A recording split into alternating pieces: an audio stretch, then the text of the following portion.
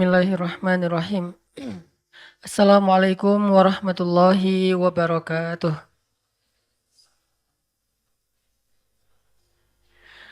Alhamdulillahirabbil alamin. Nahmaduhu wa nasta'inuhu wa nastaghfiruh. Asyhadu an la ilaha illallah wahdahu la syarikalah. Lahul mulku wa lahul hamdu wa huwa ala kulli syai'in qadir. Wa asyhadu anna Muhammadan abduhu wa rasuluhu la nabiyya ba'dah. Allahumma salli wa sallim wa barik ala sayyidina wa habibina wa maulana Muhammadin wa ala alihi wa sahbihi ajma'in. Rabbi syrah li sadri wa yassir li amri wa hlul 'uqdatan min lisani yafqahu qawli. Radina billahi rabba wa bi Muhammadin nabiyya wa bil islami dina. Teman-teman yang dirahmati Allah Subhanahu wa taala, ahlan wa sahlan fi halaqatinal jadid. Selamat datang dalam halaqah kita yang Rabu malam. Dan alhamdulillah setelah Ramadan kita sudah melakukan 3 pertemuan, kalau tidak salah ini yang ketiga ya, setelah Lebaran. Dan sharing kita pada Rabu malam seperti biasanya insya Allah akan meneruskan materi-materi yang berurutan supaya kita bisa memahami Islam secara terstruktur, memahami secara terkurikulum, walaupun mungkin kurikulumnya pastinya beda dengan di sekolah, biar kita nggak berasa balik ke sekolah. Insya Allah kita akan melanjutkan kajian kita. Kalau di dalam kitab Riyadhus Shalihin itu setelah bab ikhlas ada bab as-sidq atau bab tentang jujur. Kalau pertemuan sebelumnya kita membahas tentang ikhlas sebagai kunci setiap kebaikan, karena tanpa ikhlas maka kebaikan kita itu haba'an mansura, hanyalah debu yang tidak berharga. Dan menjaga keikhlasan bukan hanya ketika kita sedang melakukan satu kebaikan, tapi bahkan setelahnya atau bahkan beberapa lama setelah itu, bisa sampai akhir hayat kita. Bisa saja amal soleh kita itu di awal berpahala baik, kemudian di tengah juga berpahala baik, masih ikhlas, tapi di akhir kemudian tiba-tiba terjebak ke dalam riya. Dan ada orang yang riya karena memang dia menginginkan pujian dari orang lain atau penghargaan orang lain. Tapi ada juga orang yang riya bukan karena dia mencari pujian atau mencari penghargaan dari orang lain, tapi dia justru terjebak dengan riya karena dia tidak sabar ketika diremehkan orang lain. Jadi bisa jadi orang yang riya itu bukan orang yang pamer. Bahkan dia tuh termasuk orang yang mungkin selama ini banyak merahasiakan amal-amal solehnya. Selama ini termasuk orang yang banyak ngerahasiain kebaikan-kebaikannya kepada teman-temannya. Kayak misalnya dia pernah bantu teman satu geng, tapi yang tahu cuma mereka berdua. Nggak ada yang geng lain yang tahu.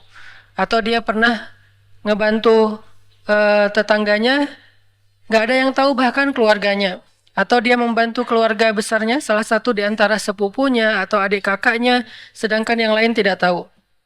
Dia orang yang cukup merahasiakan amal solehnya, hampir tidak ada yang tahu kecuali dia dan orang yang dia bantu. Dan dia tidak butuh pujian akan itu. Makanya dia rahasiakan karena dia tidak mencari pujian. Dia rahasiakan karena dia tidak mencari apresiasi dari siapa-siapa. Tapi ternyata sesoleh itu pun masih ada peluang untuk terjebak ke dalam riya. Bukan lewat pujian, bukan lewat penghargaan, justru lewat adegan ketika dia diremehkan. Tiba-tiba orang yang dia bantu suatu saat kelak meremehkan dia, menyakiti dia, bikin dia kecewa. Akhirnya terpancinglah dia untuk mengungkapkan kembali rahasia-rahasia amal solehnya sebagai bentuk kekecewaan dia kepada orang itu. Dia cerita kepada orang lain, saya lagi sakit hati, saya merasa dikhianati, saya merasa kayak ditikung, saya merasa kayak disakitin secara luar biasa oleh orang yang justru selama ini saya bantu. Kalau dia nggak pernah saya bantu sih nggak masalah dia kayak gitu. Tapi ini orang yang sering saya bantu malah gituin saya. Akhirnya dia cerita ke orang lain, satu persatu kebaikan dia disebutkan, maka satu persatu juga kebaikan itu hilang pahalanya di sisi Allah SWT. Kadang kita terjebak riya bukan karena kita pengen dipuji, tapi karena kita nggak sabar ketika diremehkan orang. Atau mungkin oleh orang lain kita diremehkan, bukan oleh orang yang kita bantu. Kita dianggap orang yang nggak care, kita dianggap orang yang nggak peduli kepada yang lain, kita dianggap orang yang egois, kita dianggap individualis, kita dianggap eksklusif segala macam. Atau orang meremehkan kita, dianggap kita tuh orang yang nggak taat sama Allah, orang yang jarang ke masjid, orang yang nggak beribadah dengan baik, segala macam lah, tuduhan-tuduhan, dibilang kita nggak pernah tilawah, segala macam. Akhirnya kepancing lah kita untuk nunjukin beberapa kebaikan kita yang pernah kita lakukan secara sembunyi-sembunyi, bukan karena ingin dipuji, karena kita nggak mau diremehkan. Apakah kita sanggup menjaga rahasia amal kita ketika kita diremehkan? Ini adalah ujian. Dan kalau kita bisa menjaga amal soleh kita secara ikhlas, walaupun tidak selalu arti ikhlas itu diam-diam atau rahasia, tapi salah satu cara ikhlas itu adalah merahasiakan amal. Kalau kita bisa menjaga keikhlasan amal kita sampai akhir hayat, baru kita disebut orang yang husnul khotimah. Jadi orang yang husnul khotimah tidak dilihat di awal atau di tengah perjalanan hidupnya. Namanya juga khotimah. Yang menentukan seseorang nanti di akhirat bukan di awal ketika dia lahir, ketika dia masih kecil, bukan di tengah ketika dia remaja, dia dewasa, tapi di akhir. Dan di akhir ini adalah detik-detik atau beberapa saat sebelum ajal menjemputnya. Itulah yang menentukan nasib seseorang nanti di akhirat. Sehingga buat orang yang selama hidupnya dari awal, tengah, dan menjelang akhir, hidup dalam ketaatan, tumbuh dalam ibadah kepada Allah, jangan besar kepala dulu. Jangan sombong dulu. Jangan merasa bahwa kita udah pasti masuk surga dulu. Walaupun surga jaraknya dengan kita cuma sejengkal. Walaupun surga jaraknya dengan kita cuma sejengkal. Belum tentu kita akan masuk. Kenapa? Bukankah terkenal hadis Nabi, seseorang yang sepanjang hidupnya beramal amal solih, amal ahli surga, sampai jaraknya ke surga cuma sejengkal, tapi di akhir hayatnya dia kufur kepada Allah. Kufur di sini macam-macam. Bisa kufur dengan cara yang paling tinggi yaitu syirik. Tiba-tiba dia sakit keras, berobat secara ilmiah lewat dokter, lewat terapis, ternyata tidak terlalu membuahkan hasil. Akhirnya dia kepancing untuk datang ke paranormal, mulai menggunakan ilmu-ilmu black magic, mulai kepada para sihir. Akhirnya dia meninggal pula dalam kondisi seperti itu. Bukankah ini su'ul khatimah? Walaupun sepanjang hidupnya dia beramal solih. Bisa juga akhir hayatnya kufur bukan dalam bentuk syirik, tapi dalam bentuk sombong dan riya. Karena riya ini adalah syirik kecil. Bisa jadi dia riya, mungkin dia tidak disebut orang kafir, dan insya Allah tidak akan abadi di neraka. Cuman akhir hayatnya ini justru menguras semua pahala-pahala dia menjadi kosong. Yang harusnya dia termasuk orang yang ashabul maimanah, atau bahkan was-sabiqun as-sabiqun. Sepanjang hidupnya dia orang yang sabiqun. Apa arti sabiqun? Yang sangat spontan dalam kebaikan. Ada peluang kebaikan apa? Dia duluan. Kayak Abu Bakar tuh sabiqun namanya. Ketika Nabi ngabsen amal soleh para sahabat, dan tentunya kita tidak mungkin menjudge isi hati mereka, karena Nabi yang nanya, siapa di antara kalian yang hari ini sudah bersedekah? Abu Bakar angkat tangan. Ana ya Rasulullah, saya ya Rasul. Artinya kita nggak bisa menjudge, oh Abu Bakar riya. Belum tentu kan, kita nggak tahu isi hatinya. Dan sekelas Abu Bakar insya Allah ngerti banget lah bahayanya riya. Nggak mungkin dia angkat tangan dengan niat riya. Pasti dia tahu banget ruginya. Siapa di antara kalian hari ini yang sudah menyambung silaturahim yang terputus? Abu Bakar berdiri, ana ya Rasulullah, saya Rasulullah. Siapa di antara kalian yang hari ini sudah berbuat kebaikan ini, kebaikan ini, kebaikan ini? Setiap satu kebaikan yang ditanya oleh Rasul, para sahabat berdiri secara bergantian kecuali Abu Bakar As-Siddiq yang terus-menerus berdiri mengangkat tangan, ana ya Rasulullah, saya Rasul, saya Rasul, saya Rasul. Artinya apa?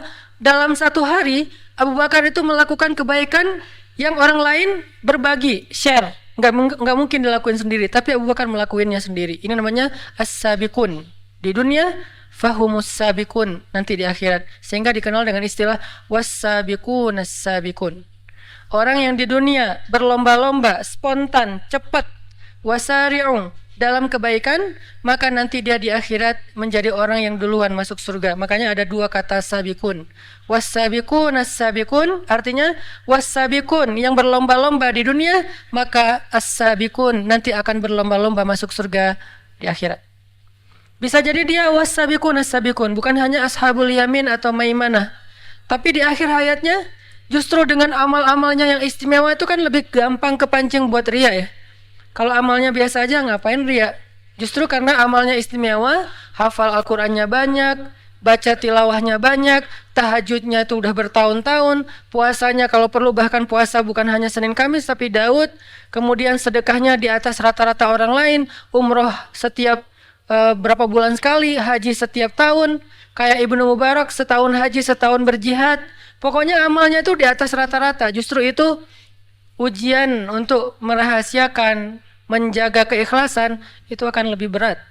Maka di akhir hayat, kalau dia terpancing untuk cerita ketika usianya udah kakek-kakek, seperti yang saya pernah cerita, saya pernah duduk di sebuah ruang DKM masjid di satu daerah lah di Indonesia, lagi ada acara tabligh akbar kayak gini di sebuah masjid. Karena emang saya jarang datang ke situ, akhirnya alhamdulillah anak muda yang mau ikut talimnya rame. Sampai ya sekitar 10.000 lah, sampai memenuhi pelataran masjid. Setelah selesai acara kan 10.000 anak muda ini kan berarti semuanya dapat pahala mencari ilmu, sholat berjamaah, berjalan ke masjid dan seterusnya kan. Pahalanya banyak banget, itikaf, ribat. Wah, kalau kita breakdown, itu kebaikan dari satu adegan itu banyak banget. Adegannya cuma satu, ke masjid, duduk, dengerin taklim. Tapi kebaikannya bisa banyak. Dan dikali 10.000 minimal. Lalu setelah selesai acara, biasa saya masuk lagi ke ruang DKM, kemudian kayak semacam silaturahim gitu, ramah tamah, ngobrol sama beberapa tokoh-tokoh masyarakat, termasuk salah satu senior sesepuh masjid. Beliau cerita, ini Ustadz, masjid ini perjuangannya nggak gampang. Ini judulnya. Mulai beliau cerita, paragraf pertama, dulu, tahun-tahun dulu nih, dia nunjuk ke arah DKM, mereka nih masih kecil. Jadi karena beliau paling senior, kakek-kakek, DKM-DKM-nya masih usia ya sekitar 40. Mereka masih kecil, masih anak-anak, larisan-larisan belum tahu.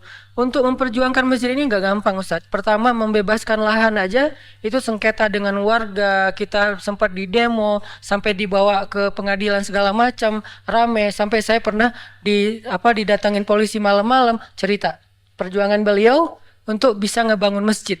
Dari awal, dari pembebasan lahan. Kemudian lahan udah dapat, kemudian bikin IMB, bikin masjid, itu nyari funding untuk mendirikan masjid itu juga gak gampang. Saya juga jual tanah Ustadz demi bisa ngedirin masjid, cuman gak cukup, cuman bisa untuk mihrab. Jadi mihrab ini tanah saya dulu. Saya jual tanah, saya bangun seukuran mihrab, ya kurang lebih bisa untuk orang sholat 50 orang. Kemudian kita funding ke teman-teman, ke warga segala macam, sampai berdiri masjid. Tapi masih sepi. Akhirnya saya bikin yayasan, itu ada RT yayasan saya yang bikin. Terus macam-macam sih dia cerita, alhamdulillah sekarang masjidnya ramai. Tapi saya nggak mau menjudge ya, saya hanya ngasih contoh, makanya saya nggak nyebutin tempat, nama dan seterusnya. Yang jelas, bagaimana kalau beliau menceritakan ini, di awal niatnya adalah pengen sharing. Pengen ya namanya orang berbagi pengalaman ya. Tapi tiba-tiba datang setan di tengah yuwaswis. Ya memang kamu nih hebat, kamu yang berjasa apa segala macam, yuwaswis fi sudurin nas. Tiba-tiba, dan salah saya waktu itu, saya kayak ngangguk-ngangguk terus kayak terkesima gitu, muji. Pas saya muji beliau jadi semakin semangat kan menceritakan. Makin dipuji makin semangat. Dan saya nggak tahu, yang jelas beliau yang lebih tahu dengan Robnya. Bagaimana kalau dalam kondisi kayak gitu, kita terpancing oleh setan atas pujian orang lain kepada kita. Atau lebih beratnya lagi, Udah sebegitu besar perjuangan kita diremehin oleh generasi berikutnya yang nggak tahu perjuangan kita. Kan itu ujian lebih berat ya. Kakek ini udah berjuang habis-habisan, udah berkorban, udah segala macam dari nol sampai jadi. Terus sekarang pergantian pengurus yayasan, pengurus DKM. Terus dalam sebuah acara rapat-rapat kayak gitu, beliau beberapa kali nggak diundang, udah nggak diwaro, udah nggak dianggap. Sesekali beliau datang walaupun nggak diundang, beliau ngomong nggak ada yang mendengarkan, nggak terlalu dianggap penting. Lalu mereka juga mengabaikan beliau. Ini gimana nih kalau kayak gitu? Akankah kita terpancing untuk cerita ke semua pengurus baru?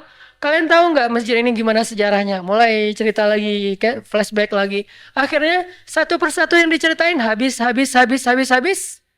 Perjuangan sekian tahun yang nggak gampang pastinya berakhir dengan hanya satu cerita kecil yang menggugurkan semua pahala kebaikan-kebaikan yang Allah udah catat untuk beliau di akhirat. Ini pentingnya belajar ikhlas. Dan bisa jadi teman-teman dari sekian puluh atau mungkin ratus atau mungkin ribu amal soleh yang kita kerjain, mungkin hanya satu amal soleh kecil yang bahkan kita nggak ingat, udah lupa, yang sampai kepada Allah. Sisanya nggak sampai. Udah naik, tiba-tiba hilang. Udah naik lama, setelah beberapa tahun, hilang. Cuman ada satu dua amal kecil yang bahkan kita udah lupa karena saking nggak terlalu kerennya. Tapi itu yang sampai kepada Allah Subhanahu Wa Taala. Makanya kata Nabi, la tahqiranna minal ma'rufi syai'ah. Janganlah kalian meremehkan amal kecil, walaupun sekedar tersenyum di wajah saudara kalian ketika kalian bertemu. Walaupun sekedar tersenyum. Tersenyum ria gitu. Gue habis tersenyum loh. Tersenyum lapor-lapor. Gue hari ini tersenyum 10 kali. Kan enggak ya? Tapi kalau tawaf, cerita orang umroh tuh. Yang pernah umroh pasti ngerasain banget tuh. Pulang dari masjid kan biasanya ketemu kayak di restoran gitu kan. Di ruang makan hotel. Pas lagi masuk ke ruang makan. Ini nih kebiasaan jamaah umroh. Masuk ke ruang makan bukan ngeliat menu dulu. Ngeliat teman saya di mana ya. Karena itu kan kayak hall gede tuh. Kayak kantin besar, food court. Terus nyari teman saya di pojok mana, di sana tuh. Akhirnya langsung ngambil makan, duduk. Karena makan sendiri itu garing. Pengennya makan sama teman-teman.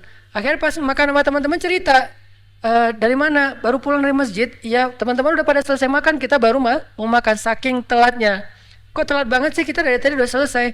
Ya soalnya tadi sebelum pulang mau tawaf dulu. Standar tuh ceritanya. Habis sholat wajib, sebelum pulang tanggung daripada ngantri di gerbang masjid, mending gua tawaf aja, paling beda setengah jam, tawaf dulu. Masya Allah. Jadi hari ini udah tawaf berapa kali? Alhamdulillah udah 10 kali. Tapi kan kita nggak tahu isi hatinya. Ini balik lagi kepada diri masing-masing. Kalau dia tadi menceritakan 10 kali itu keceplosan, bukan pengen apa-apa, bahkan bukan pengen sharing, karena ditanya jawab kan. Berapa kali? Keceplosan ngomong 10 kali. Pas udah kata 10 itu terucap, datang setan. Jadi setan itu nungguin kita. Bukankah dia ya jerima jerodam? Dia mengalir dalam darah kita. Terus dia nungguin banget.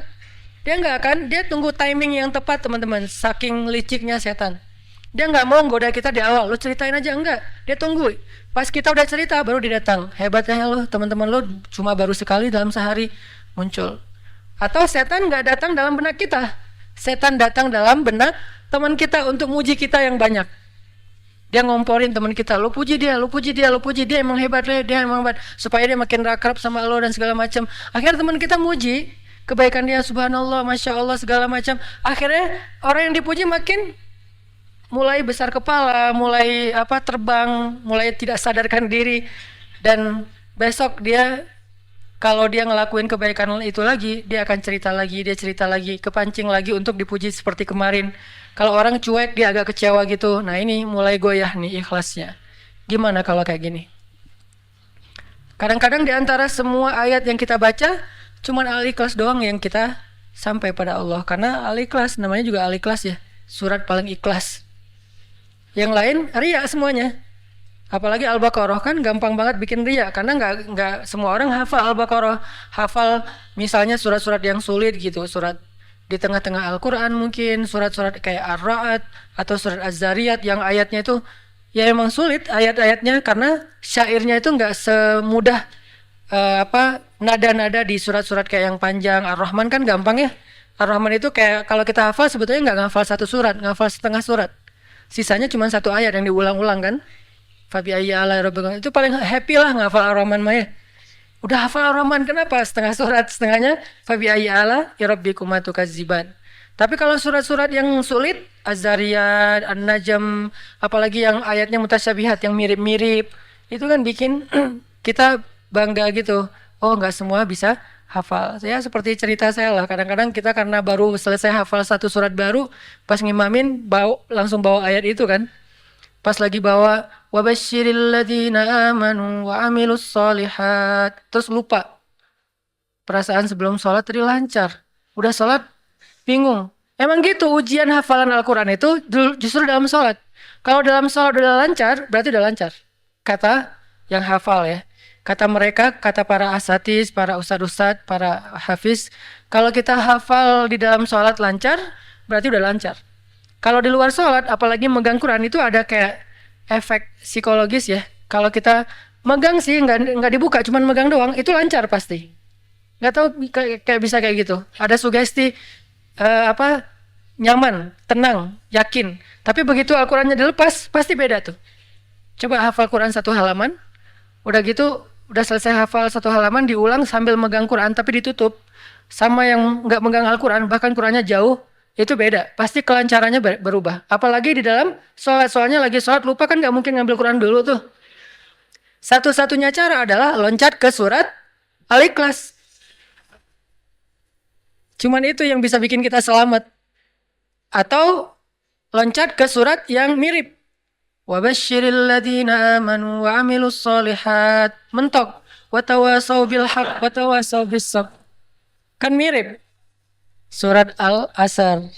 Ya biasalah itu. Pengalaman pribadi. Efek dari udah ria, nggak dapat pahala, gagal pula gitu kan ya. Itu konyol. Jadi teman-teman bahaya sekali orang yang ria ini. Dan ria ini termasuk di antara penyakit hati. Sedangkan ikhlas termasuk di antara ibadah hati. Karena yang beribadah itu bukan hanya zahir, tapi batin. Bahkan ibadah batin itu yang pertama Allah lihat, baru kemudian Allah melihat yang zahirnya. Kalau kita kan nahnu nahkum biz zawahir. Kita tuh cuma bisa ngelihat dan menilai yang tampak. Kita manusia, malaikat itu cuma bisa nilai yang tampak. Kalau Allah tidak nahkum biz zawahir, tapi Allah yahkum, Allah berhukum menilai yang tersembunyi. Apa yang tersembunyi? Ala wahyal qalb, hati atau niat atau ikhlas dan riyanya. Sehingga belajar, selain kita belajar gerak zahir kita dalam beribadah, coba belajar gerak hati kita, mau ke kanan apa ke kiri dalam ibadah yang sama. Jangan sampai zahirnya udah sempurna banget, gerakannya kayak sifat sholat Nabi yang ideal. Dari mulai wudunya udah wudunya Nabi, istinsyaknya udah wah sempurna banget, dingin-dingin juga dia masukin air ke hidung, saking sempurnanya dia berwudu, kepala bukan cuma gini-gini doang, tapi semuanya utuh dia ambil, walaupun itu mazhab sebetulnya. Terus juga pas dia basuh wajahnya tuh sempurna sekali semuanya, bukan cuma gini-gini aja kayak orang touch up gitu ya. Udah sempurna zahirnya. Gitu dia datang ke masjid di awal waktu, bahkan dia yang azan. Kadang-kadang azan juga bisa jadi amal yang luar biasa pahalanya, bisa tidak berarti. Tergantung innamal a'malu binniyat. Ada yang azannya bagus banget, saking bagusnya orang jadi dapat hidayah. Karena saya pernah lagi kayak males ke masjid gitu, dengan azan kayak nyindir banget nih azan. Kayak manggilnya tuh lembut. Kan kita kalau dikasarin males ya. Malah makin dilembutin makin gak enak kan. Jadi kalau azannya kasar-kasar kita juga jadi malas, apaan sih. Tapi kalau azannya lembut jadi aduh gak enak gitu kan ya. Ini azannya lembut banget, suaranya enak. Bukan karena dia suara vokalis yang punya irama, enggak. Mungkin dia lagi habis diputusin mungkin, atau dia lagi galau berat. Jadi kayak suaranya tuh baper banget loh. Kayak dari hati gitu. Kayak dia lagi curhat lewat azan gitu. Lo kenapa sih gituin gua gitu. Tapi azan. Saking lembutnya. Jadi saya dengar juga kayak terenyuh gitu. Datanglah ke masjid. Bukan karena lagi iman saya bagus. Tapi karena tertarik dengan azan yang kayaknya langsung kena di hati. Nah azan itu kan pahalanya gede banget. Sebanyak orang yang datang ke masjid, segitulah pahala dia azan dan sholat. Coba kalau azannya di Masjid Agung. Coba azannya di Masjid TSB kayak gini nih, pas lagi taklim. Berarti kan pahalanya sebanyak teman-teman yang hadir. Luar biasa ya. Makanya azan itu disuruh berlomba-lomba, tarik-tarikan. Kecuali ada petugas, nggak enak, bahaya. Tapi kalau imam suruh dorong-dorongan. Kalau saya dorong-dorongan tapi pura-pura kedorong. Padahal nggak ada yang dorong. Apaan sih? Siapa sih? Perasaan tadi ada yang dorong, siapa ya? Gitu. Nah, kenapa imam disuruh dorong-dorongan? Karena imam itu tanggung jawab.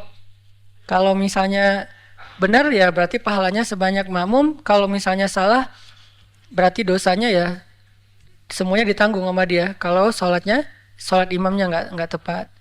Intinya udah dapat banyak kebaikan terus batinnya nggak di tazkiyah, nggak dibersihkan. Kan istilahnya tazkiyatun nufuz, membersihkan jiwa, membersihkan hati. Dan salah satu konten tazkiyatun nufus yang paling penting adalah tajdidun niyah, memperbaharui niat.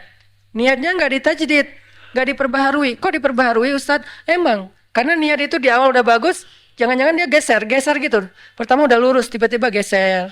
Tajdid, balik lagi. Geser lagi, tajdid, balik lagi. Kan gitu kan? Niat itu gitu teman-teman. Kegeser oleh apa? Tadi oleh pujian, oleh dicuekin, oleh dikecewain, oleh diremehin. Bergeser tuh. Oleh cerita-cerita kita sendiri. Bergeser ke kiri ke arah ria. Sebelum sampai ria, tajdidun niyah, astagfirullahaladzim. Balik lagi ke tengah. Kegeser lagi setelah beberapa lama. Balik lagi ke tengah. Tajdidun niyah. Terus diperbaharui. Sama kayak tajdidul iman. Memperbaharui iman. Kalau iman, yazidu wa yankus. Kalau niat itu zair, dia condong. Dia condong ke kiri, ditegakkan lagi, condong lagi ke kiri, tegakkan lagi. Kayak gitu aja terus. Tajdidun niyah. Nah, malam ini kita lanjutkan setelah bab niat. Memang nggak selesai sih hadisnya. Innamal a'malu binniyat. Semua amal itu tergantung niatnya, bukan tergantung perilakunya dulu, tapi niat dulu yang pertama. Kedua, wa innama likulli imri'in ma nawa. Seseorang itu dipahalai oleh Allah sesuai dengan niat. Kalau dia lakuin satu kebaikan, ada kurang-kurangnya dikit, tapi niatnya sempurna, maka pahalanya sempurna. Dia lakuin kebaikan, ternyata sempurna, tapi niatnya cacat, maka cacat. Ada orang yang berniat tapi nggak jadi ngelakuin kebaikan, sudah dapat pahala. Maka wa innama likulli imri'in manawa, seseorang diberi pahala oleh Allah sesuai dengan niatnya. Faman kanat hijratuhu ilallahi wa rasulih fahijratuhu ilallahi wa rasulih. Wa man kanat hijratuhu lidunya yusibuha aw imra'atin yankihuha fahijratuhu ila ma hajara ilaih. Bukhari Muslim. Siapa yang hijrahnya kepada Allah dan Rasul, maka hijrahnya kepada Allah dan Rasul. Siapa yang hijrahnya untuk dapat keuntungan dunia atau untuk dapetin cinta seorang perempuan, maka hijrahnya untuk apa yang dia niatkan itu. Nah, ini yang akan kita bahas dengan judul bukan hanya ikhlas, tapi turunan dari ikhlas, as-sidqu, jujur. Udah azan? Oh ya udah. Ntar kita lanjutkan tentang faman kanat hijratuhu ilallahi wa rasulih fahijratuhu ilallahi wa rasulih, insyaallah dengan tema kelanjutan dari niat, yaitu as-sidqu ilallah, jujur kepada Allah setelah sholat isya. Teman-teman yang dirahmati Allah, kita lanjutkan ke pembahasan masih hadis. Kita nggak terburu-buru supaya memahami hadis ini secara lebih mendalam. Yang pastinya nggak akan mungkin utuh, karena Nabi terlalu cerdas untuk kita pahami secara utuh. Beliau terlalu bijaksana untuk akal-akal yang terbatas seperti kita. Meskipun berkumpul semua ulama sekelas Imam Syafi'i, Imam Ahmad bin Hambal yang hafal sejuta hadis, Imam Malik, Ibnu Mubarak, orang-orang keren ketemu untuk membedah satu hadis saja, bahkan mereka sendiri akan mengakui nggak mungkin mereka memahami hadis itu secara utuh. Tetap aja ujung-ujungnya Allahu wa rasuluhu a'lam. Itu ujung-ujungnya tuh. Karena para sahabat aja yang lebih keren daripada ulama kan, generasi terbaik kan sahabat dulu nih. Udah gitu tabi'in, tabi'ut tabi'in, dan seterusnya dan seterusnya. Sebutlah misalnya kalau Imam Abu Hanifah itu generasi tabi'in, kemudian nanti setelahnya ada murid beliau Imam Malik dan seterusnya. Ngumpul nih untuk memahami hadis Nabi satu aja, mereka tetap aja akan berkata ujung-ujungnya Allahu wa rasuluhu a'lam. Toh sahabat juga kayak gitu.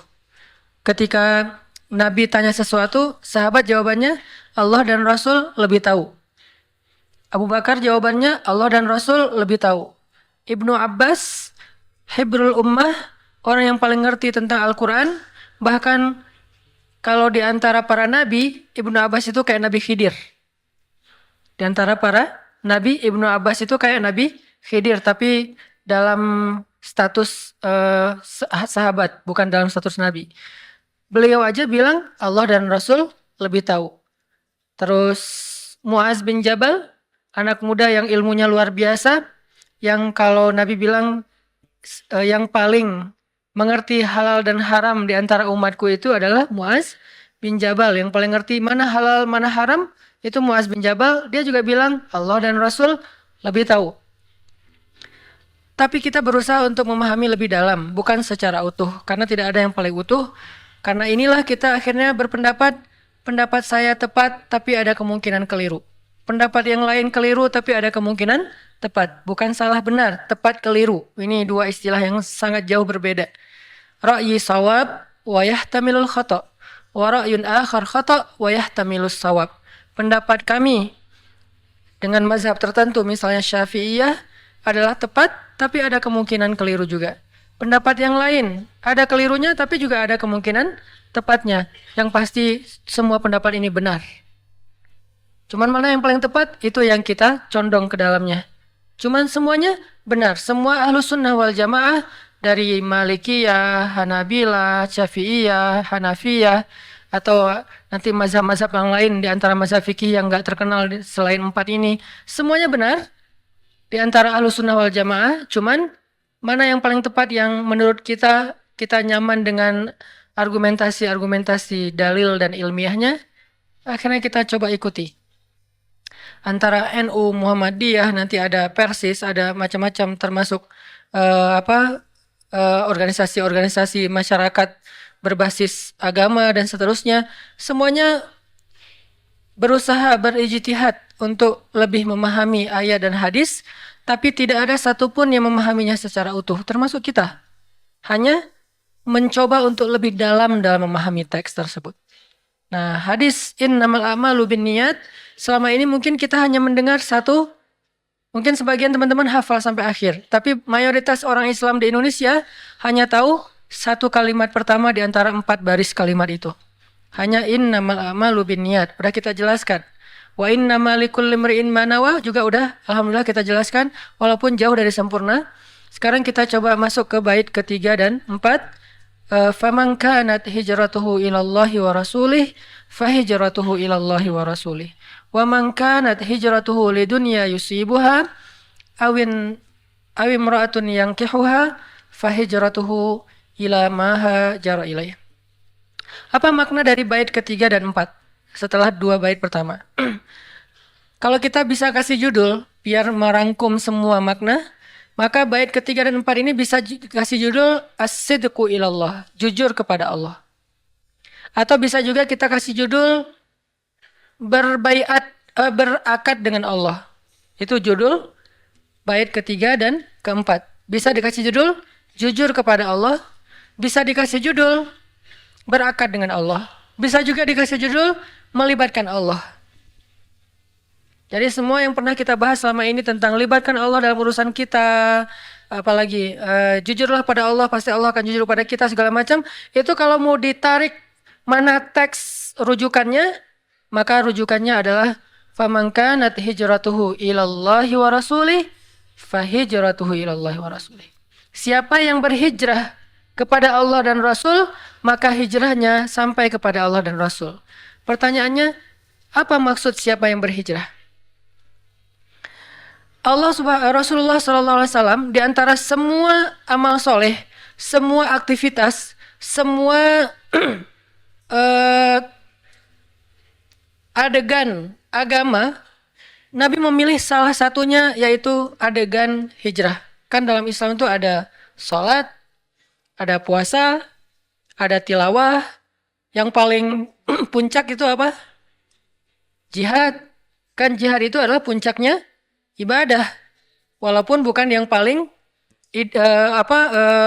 Bukan yang paling apa, yang paling utama ditanya. Yang kalau yang paling utama ditanya sholat, tiang agama. Masing-masing ibadah itu kan ada kayak kebaikannya ya, ada fadilahnya, keutamaannya. Nah kalau sholat itu tiang agama, yang pertama ditanya, kalau ini belum beres, yang lain nggak akan ditanya. Tapi walaupun kayak gitu, tiang ini ada atapnya, bahkan ada puncaknya. Nah, puncaknya ibadah itu adalah al-jihad fi sabilillah. Sehingga ayat-ayat jihad banyak sekali kita temukan di dalam Al-Quran. Termasuk yang tadi dibaca di rakaat pertama. Allah menawarkan, hal adullukum ala tijaratin tunjikum min azabin alim. Maukah kalian aku tawarkan sebuah tijarah, perniagaan. Arti perniagaan kita menjual, Allah membeli. Kan arti perniagaan jual beli kan? Ada yang ngejual, ada yang beli. Terus apa bentuk jual beli dengan Allah? Allah katakan jual beli dengan Allah itu adalah tu'minuna billah wa rasulih wa tujahidun. Kalian percaya dulu sama Allah. Karena nggak mungkin kita jual beli dengan seseorang, transaksi, kalau kita nggak percaya sama dia. Kita bertransaksi karena kita percaya. Misalnya kita membeli barang, kita menjual barang, kita percaya dia akan bayar sesuai dengan perjanjian. Jangan-jangan ntar kayak misalnya dia bayarnya pakai terming. 3 kali bayar. Kalau kita nggak percaya sama dia gimana? Nggak berani kita pakai terming, harus uang dulu baru saya kasih barang. Dia juga gitu. Kalau dia nggak percaya sama kita, ntar barangnya yang dikasih ternyata cacat lagi. Nggak benar, nggak sesuai dengan spek yang dijelasin di awal. Berarti iman, beriman dulu kepada Allah, Rasul, baru kemudian Allah tawarkan. Mana jual belinya? Tujahidun fi sabilillahi bi amwalikum wa anfusikum. Kalian berjihad di jalan Allah dengan harta kalian dan dengan diri kalian. Arti diri di sini adalah nyawa. Sebagian besar tafsirannya adalah nyawa, harta dan nyawa kalian. Oh, berarti apa yang kita jual? Harta kita. Apa yang kita jual? Nyawa kita. Apa yang kita beli? Apa yang kita dapatkan bayaran dari yang kita jual itu?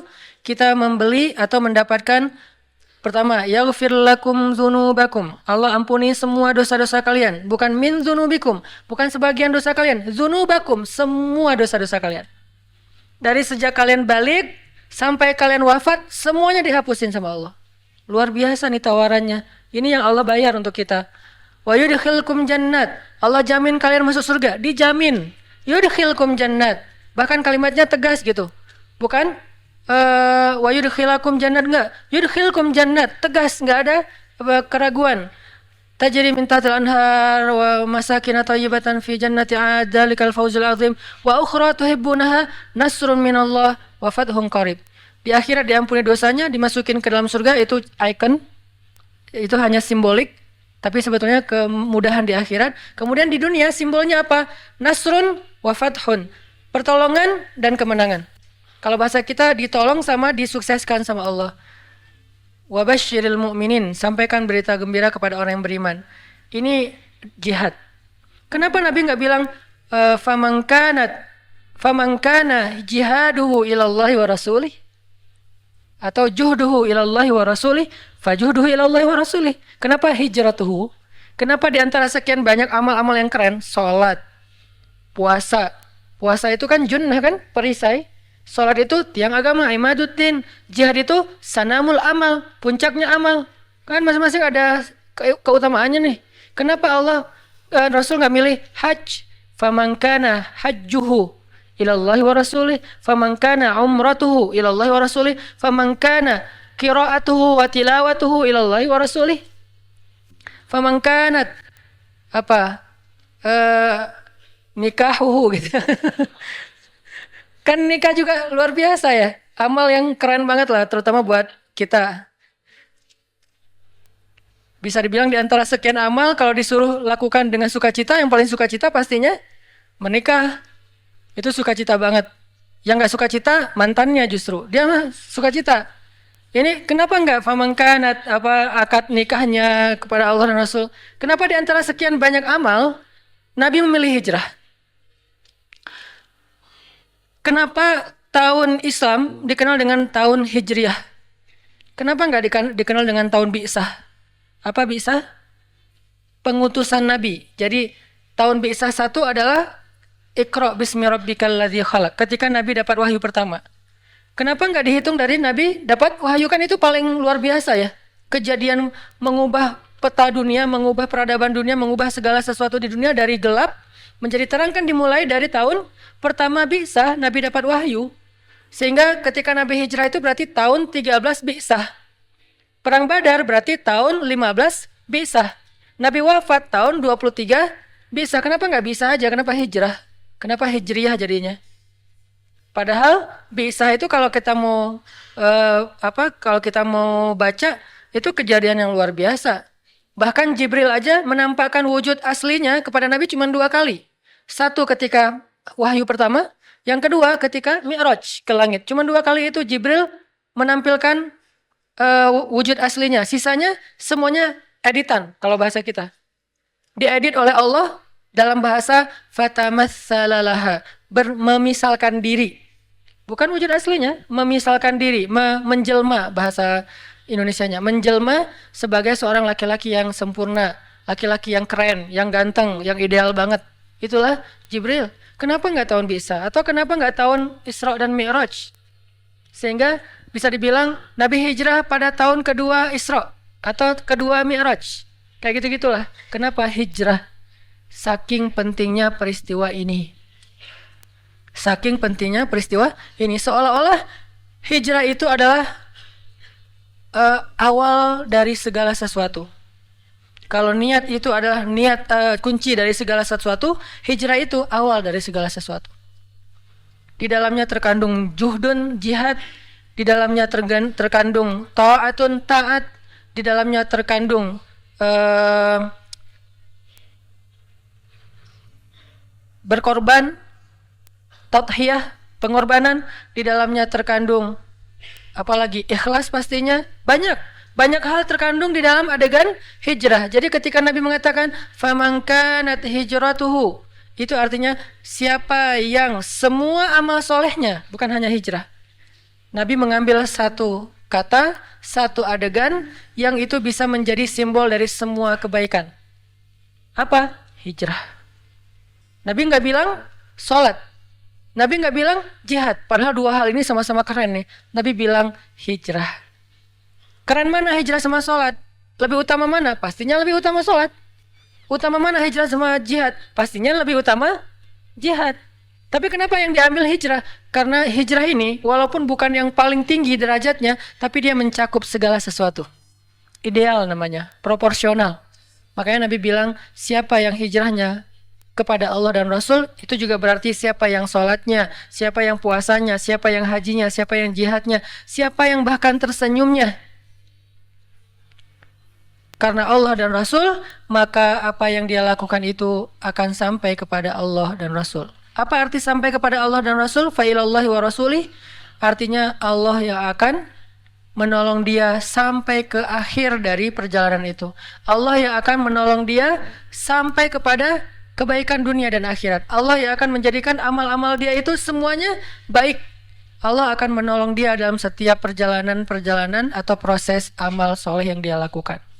Jadi teman-teman, judul besarnya adalah As-sidqu ilallah, jujurlah kepada Allah. Dan ini kita masih ngebahas masalah nufus, tazkiyatun nufus. Apa makna dalam pemahaman kita yang mungkin sederhana? Maknanya adalah kalau kita pengen ditolong dalam semua hal yang kita lakuin, niatkan karena Allah Subhanahu wa taala. Kalau 2 bait pertama, kalau kita pengen dapat pahala dari semua yang kita lakuin, niatkan kepada Allah. Kalau sekarang beda lagi, bukan cuma pahala, pengen ditolong, pengen Allah terlibat, pengen Allah masuk dalam program kita, maka niatkan karena Allah Subhanahu wa taala. Siapa yang jujur kepada Allah, ya Allah saya nikah karena Engkau, ya Allah saya kuliah karena Engkau, ya Allah, ya Allah, ya Allah. Semua kebaikan yang kita lakuin karena Allah, bahkan kebaikan itu bukan hanya yang wajib, teman-teman.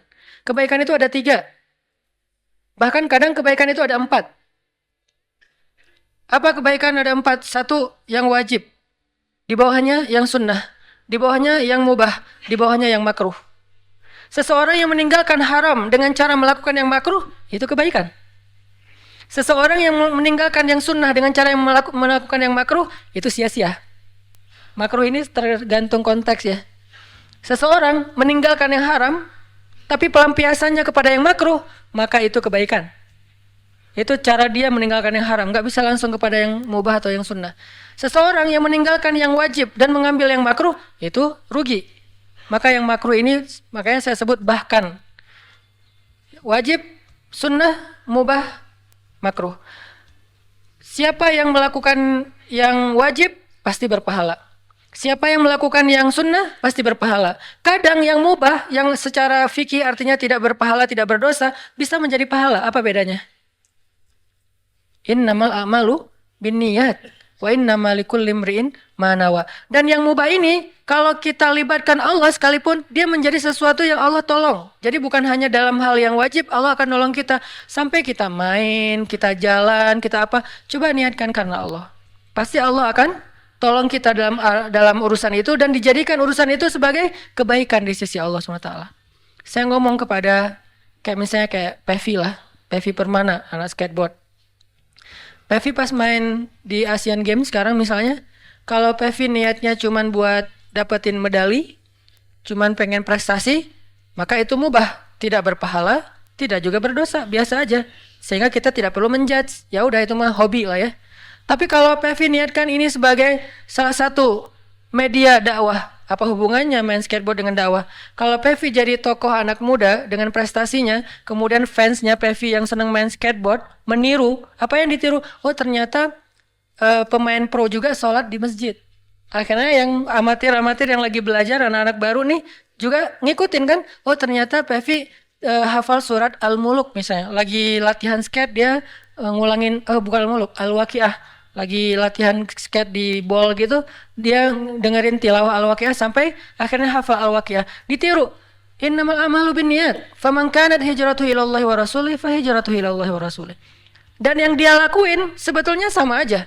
Enggak gara-gara niat kepada Allah terus dia sambil main skateboard sambil dia zikir, enggak. Enggak gitu-gitu amat, agama teh enggak terlalu berat. Jadi yang dirubah itu bukan perilakunya. Karena perilakunya sebetulnya berstatus mubah, bukan haram ya. Kalau haram memang harus dirubah. Tapi kalau yang mubah nggak perlu dirubah. Dia tetap main skate, dia nggak perlu bawa tasbih, dia nggak perlu qomat kamit tilawah Al-Quran sambil main skate. Tapi pahalanya bukan hanya pahala olahraga, tapi juga dia pahala dakwah. Yang dirubah cuma niat. Tapi yang dia lakukan nggak ada yang berubah. Jadi jangan berpikir orang kalau nggak qomat kamit baca Al-Quran berarti dia nggak dapat pahala. Walaupun baca Quran itu keren pastinya. Kalau nggak berzikir, nggak kelihatan di tangannya bertasbih berarti dia nggak pernah ingat Allah. Bisa jadi dia melakukan yang kita lihat mubah, duduk nongkrong di kafe. Bisa jadi dia kayak lagi ngobrol sama teman-teman doang. Bisa jadi dia chat. Kok dia bentar-bentar langsung buka handphone sih? Orang habis sholat biasanya kan zikir dulu. Ini ada yang habis sholat langsung buka handphone. Jangan suuzon dulu. Tapi buat kita kalau bisa zikir dulu. Kalau buat orang lain, ya siapa tahu dia ada hal darurat. Siapa tahu dia lagi ngerjain sebuah proyek sosial yang memang lagi hektik banget, lagi banyak kerjaan, sehingga sholat juga habis sholat langsung banyak yang masuk nih gimana soal teknis di operasional di lapangan, dia harus langsung ngerespon biar beres kerjaannya. Bisa jadi kita berzikir, dia ngurusin proyek sosial. Dan sama-sama berpahala, walaupun kita nggak berani membandingkan ya, tapi tetap aja ada hadis menyelesaikan hajat seorang muslim atau seseorang yang butuh sesuatu, butuh bantuan, itu kadang lebih utama daripada itikaf di masjid 60 tahun. Dan masjid mana yang dimaksud oleh Nabi? Masjid ini apa? Nabawi, yang di dalamnya ada raudhah. Menyelesaikan hajat seseorang yang lagi punya masalah, kadang lebih utama, saya masukkan kalimat kadang, karena nggak boleh kita generalisir. Kalau gitu saya nggak usah itikaf, saya nggak usah sholat, udah aja bantu orang. Nggak gitu-gitu juga sih memahami agama. Harus komprehensif. Kadang dia lebih utama daripada beritikaf di masjid 60 tahun. Jadi jangan suuzon dulu dengan orang yang langsung buka handphone. Atau jangan kepo juga, dia buka apa dulu daripada gua suuzon, gua lihat. Ya nggak usah kepo kali. Lo kenapa sih? Gue gak mau suuzon, mending gue tabayun. Tabayunnya dengan dilihat semua isi handphone orang, itu bukan tabayun, namanya tajassus. Beda antara tabayun sama tajassus. Tabayun, kita meminta klarifikasi atau minta tanggapan dari dia. Tajassus, mencari-cari hal pribadi dan privasi tentang orang lain. Membuka handphone orang lain itu tajassus namanya. Membuka handphone istri, itu cinta. Karena cinta kita cemburu. Dia tadi habis chat sama siapa ya? Wah, enggak, apaan sih? Nah balik lagi ya, libatkan Allah di dalam urusan kita, nanti akan ditolong sama Allah. Tapi cara melibatkan Allah gimana Ustadz? Apakah kita hanya dengan mengatakan bismillah? Enggak, itu salah satu cara melibatkan Allah. Jadi tahapan melibatkan Allah itu banyak teman-teman. Mulai dari sini. Kita minta sesuatu, kita ngerjain sesuatu, ada hubungannya nggak dengan Allah? Kalau nggak ada hubungannya, kita akan ngerjain itu sendiri, nggak dibantu sama Allah. Tapi kalau ada hubungannya dengan Allah, kita akan ngerjain itu dibantu sama Allah. Dan kalau dibantu oleh Allah, lebih baik daripada dibantu oleh semua manusia di muka bumi. Kita dibantu oleh beberapa orang tokoh aja, orang-orang yang berpengaruh, orang-orang yang punya kekuasaan, orang-orang yang punya kekuatan, itu udah bikin urusan kita mudah kan? Kayak jalan. Beberapa kali saya nggak minta, tapi emang mungkin dari panitia biar nggak terlalu telat ke acara, akhirnya dijemput ke bandara. Dijemputnya kemana? Dijemputnya langsung ke pintu pesawat. Kan untuk masuk sampai ke boarding kayak gitu kan susah ya, harus ada akses. Dijemput langsung ke boarding ke pintu pesawat, nanti bagasinya langsung saya kasih baggage tag gitu, mereka yang akan ambil bagasinya, saya langsung dibawa ke mobil, terus pakai forwarder sampai ke venue. Saya berpikir, ini dibantu manusia aja urusannya semudah ini. Gimana kalau dibantu Allah? Dibantu manusia aja urusan semudah ini. Saya pernah telat karena acaranya itu kan terlalu tight schedule ya. Akhirnya kalau misalnya saya telat, berarti pesawatnya cancel dong, karena nggak sempat check in. Akhirnya kata teman-teman di bandara, beberapa ada yang bikin komunitas. Alhamdulillah nih luar biasa teman-teman bandara, terutama Surabaya ya. Mereka udah bikin komunitas pekerja bandara khusus untuk LO-in para ulama. Jadi kalau ada Ustadz Abdul Somad, siapa yang datang ke Surabaya, mereka langsung akan ngejemput, mereka mudahkan urusan di bandaranya. Nah saya pernah, karena jadwalnya dekat dengan waktu check-in, di-check-inin duluan sama mereka, bukan online. Mereka check-in dari dalam, terus karena emang check-innya lebih awal, kan ada hot seat ya kalau di pesawat ya. Ada VIP bukan VIP, bisnis, ada yang first class, bisnis, hot seat. Hot seat itu kursi depan, 1 sampai berapa gitu. Nah dikasih hot seat kenapa? Biar Ustadz nanti keluarnya jadwal berikutnya kan kalau keluarnya lama karena ngantri dulu, nanti telat lagi. Ya udah karena jadwalnya terlalu padat nih, Ustadz taruh di depan, terus nanti bagasinya langsung dikasih ke teman-teman di bandara berikutnya, baggage tag-nya. Dimudahkan banget sehingga pas datang-datang disediakan lunch. Jadi pas tadi belum sempat makan siang, ya udah Ustadz makan siang di bandara aja. Oh ya udah nggak apa-apa. Saya pikir makan siang di bandara nanti di stand-stand gitu kan. Ternyata langsung dimasukin ke lunch biar nyaman, katanya makan siangnya makan. Saya berpikir, aduh mudah sekali ya kalau dibantu oleh manusia, dibantu oleh teman, dibantu oleh murid, dibantu oleh sahabat. Mudah urusan kita. Gimana kalau dibantu sama Allah? Itu manusia dengan keterbatasannya bisa memudahkan urusan kita banget loh. Gimana kalau Allah? Dan dia mau bantu kita karena siapa? Allah menggerakkan hatinya. Kalau dia sebel sama saya, mana mau dia bantu saya? Kalau dia misalnya nganggap saya bukan siapa-siapa, nggak penting nih orang, nggak akan dibantu kan? Karena Allah menggerakkan hatinya, Allah bikin dia respect ke saya, Allah bikin dia ngerasa saya seseorang, bukan saya seseorang. Allah bikin dia ngerasa saya seseorang, merasa kayak kalau bantu Ustadz dapat pahala, kalau ini kan lillahi ta'ala kan? Berarti siapa yang menggerakkan hatinya? Allah. Dan itu bukan hanya dalam kasus itu, dalam kasus apapun, termasuk kalau kita lagi ada kerjaan apa, segala macam. Kadang-kadang mungkin bukan mau main belakang ya, tapi tetap kita butuh orang untuk memudahkan urusan kita. Kadang-kadang kita udah jujur, tapi karena mungkin kurang gitu, akhirnya jadi dizolimi. Ini karena ada orang dalam, jujur ya, jadi profesional. Banyak hal lah, contoh-contoh kehidupan kita sehari-hari. Ini ditolong oleh manusia aja bisa mudah. Gimana kalau ditolong oleh Allah Subhanahu Wa Taala? Makanya kita begitu antusias, begitu semangat untuk bangun network. Saya harus banyak teman, biar kemana-mana mudah. Anak-anak skuter, anak-anak Vespa misalnya, di mana-mana punya teman, geng, komunitas. Jadi pas Vespanya rusak di tengah jalan, jam 1 malam, dia nggak susah-susah nyari teman. Misalnya rusaknya di Ciamis, masa nelfon teman di Bandung sampai ke sana 7 jam lagi kan ya? Ya udah dia nelfon temennya yang dekat-dekat sana. Kalau nggak kenal, dia nelfon dulu yang di Bandung. Oh ada tuh teman gue. Lo dari daerah mana? Dekat ini, dekat ini. Ditelepon temennya jam segitu kan biasa. Namanya juga komunitas biasa malam suka nongkrong apa. Belum tidur, datang.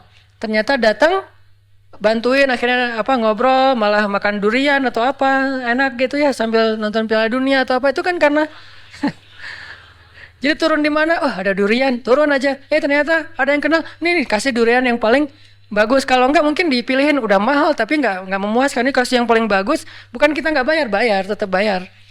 Namanya juga dagang ya, tetap bayar cuman dikasih yang paling bagus. Terus kita bisa sambil ngobrol-ngobrol, ketawa-ketawa. Ini karena Allah mudahkan.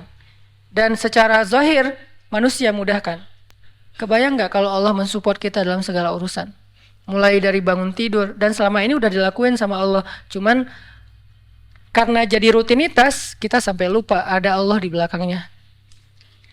Hal-hal lain selain rutinitas, kejutan-kejutan. Caranya gimana? Biar Allah nolongin kita, terlibat dalam urusan kita. Kayak kita nyalain mobil kita lagi mogok, didorong oleh, kalau yang dorongnya istri kita doang, kan nggak mungkin. Akhirnya kita yang dorong, istri nggak bisa nyetir. Terus yang dorong siapa? Kan susah ya.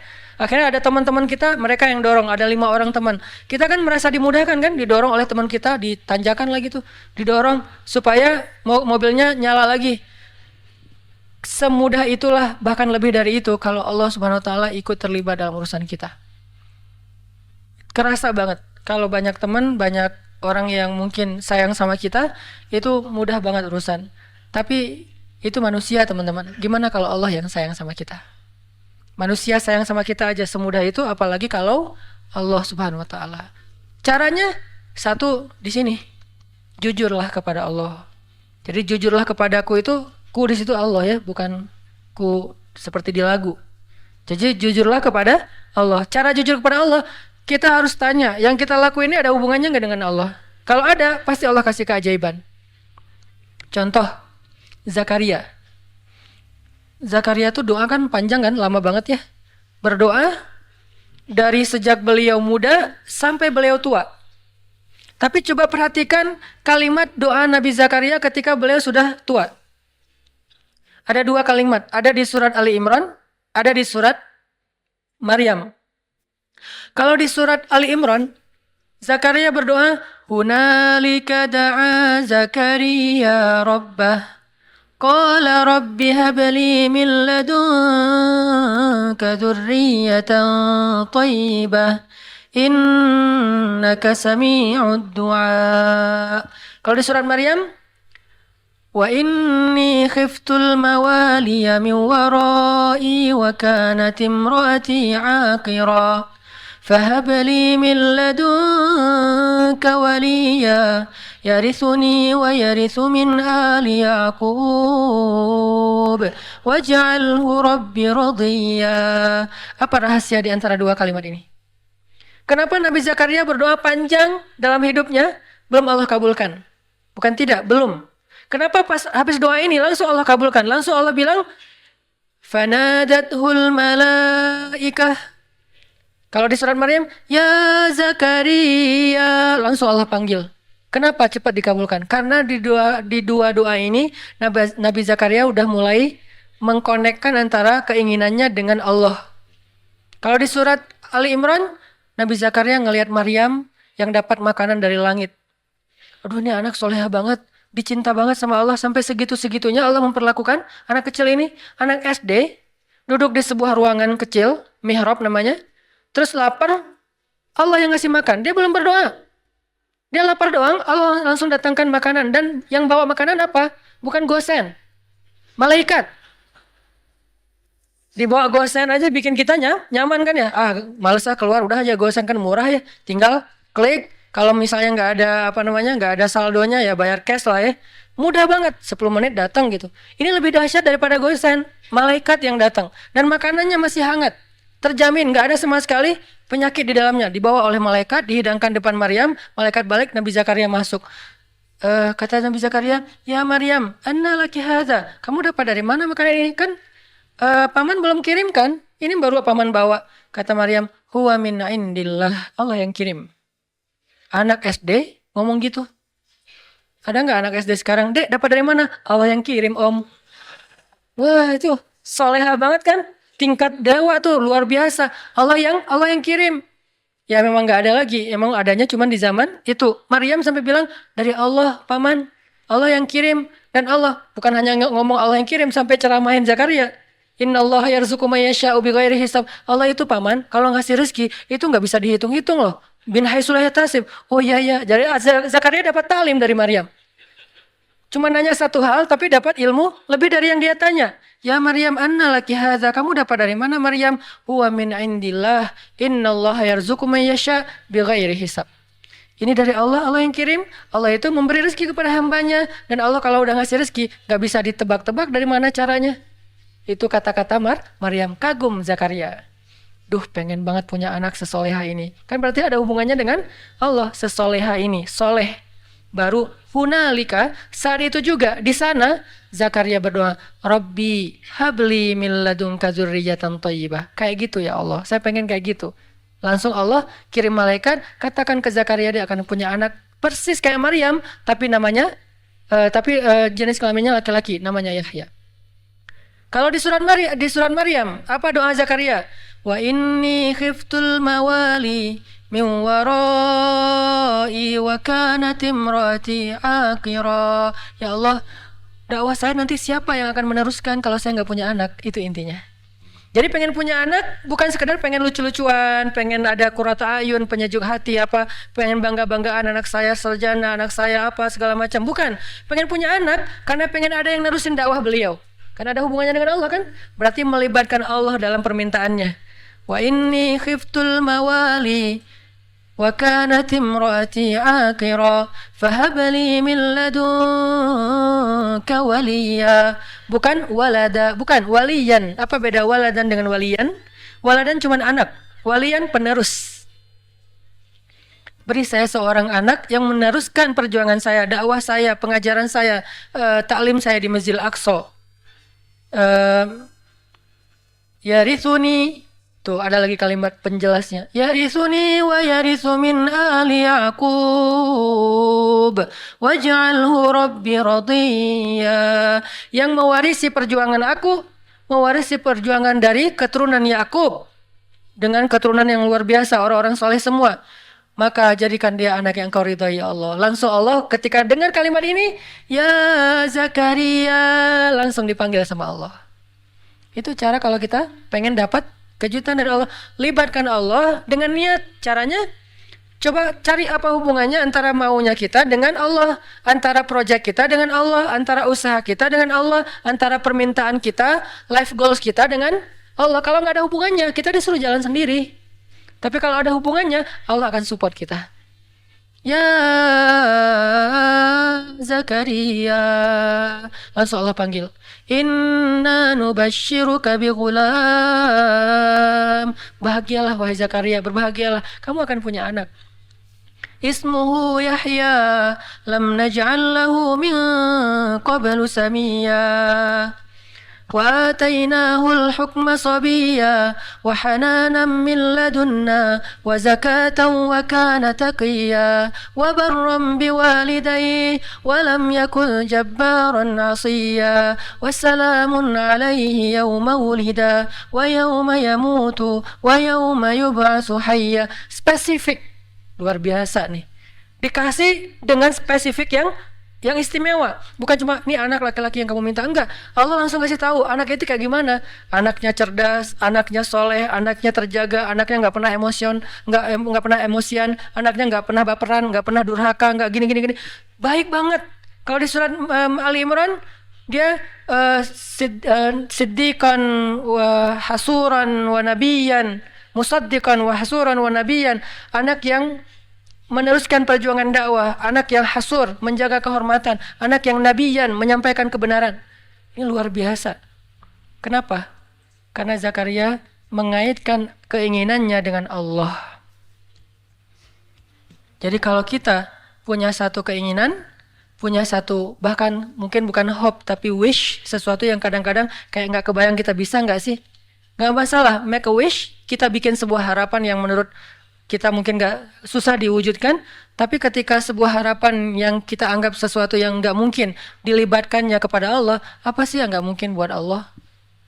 Apa sih yang sulit buat Allah? Bukankah semuanya itu ada dalam pengaturan Allah? Biyadihil mulk.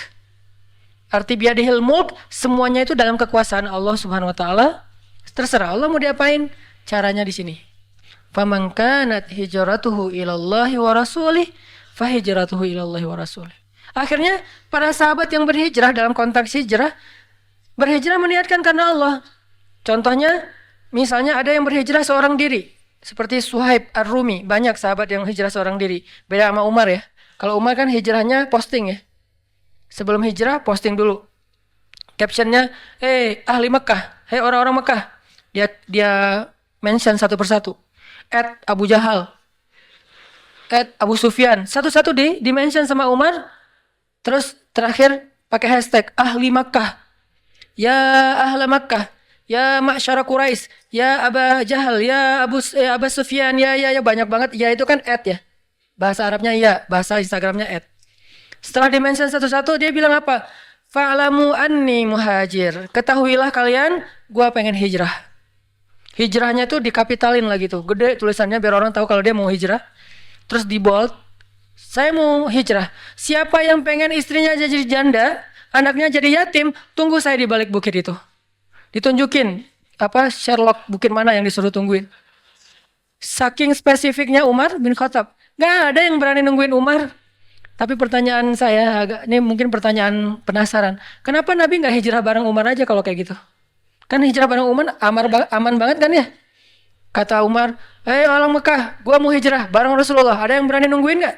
Siapa yang mau istrinya jadi janda, anaknya jadi yatim, tunggu kami, saya dan Rasulullah di belakang bukit. Kan aman tuh hijrahnya.